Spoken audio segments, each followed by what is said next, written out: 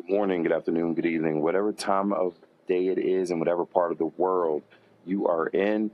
Thank you for tuning in to our LightPoint podcast, more specifically, our daily Light Points.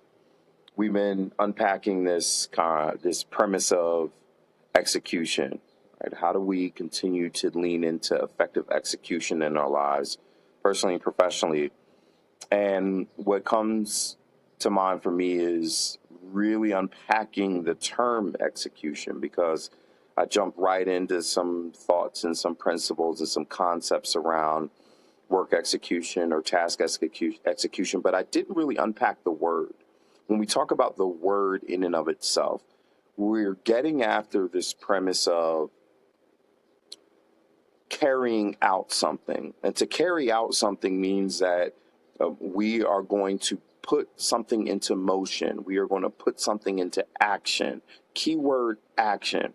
And a lot of times I encounter individuals, both personally and professionally, who speak to what they want to accomplish, who set some vision around what they wanted to accomplish or outcomes.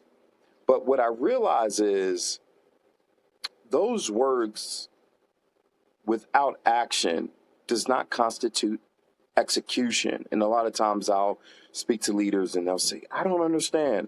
I told my team to do X, Y, and Z. I expected it to get done. Or I set an expectation around what I wanted outcomes to be. But without taking action, and it doesn't mean action in the completion of that task or that thing that you wanted to get done. Action in the context of what steps are you going to take to validate that those things that you set out for your team or someone else to get accomplished actually will get accomplished. That goes back to the conversation a few days ago about understanding and defining who, what, when, where, why, and how, because your actions are going to be informed by the who, what, when, where, why, and how. So really, execution is ultimately about putting things into action, even when what you expect to get accomplished in your capacity as a leader is going to be derived or serve as an outcome from someone else's actions. That means then what are my actions? I don't transfer the accountability around my own actions to make sure that thing gets done. What are the conversations I'm going to have? What type of follow-up am I going to facilitate? What type of measures am I going to evaluate to ensure that thing is actually getting done? So I encourage you, when you think about execution, even in your leadership capacity or leadership of others, where execution is requiring other individuals to perform tasks, ask yourself, then what are my actions? What am I putting into action as the visionary, as the leader, to ensure that thing happens? If you can't clarify define and clarify what those actions you're going to take will be, and then ensuring those actions are actually happen, then you're not executing. You're still not executing.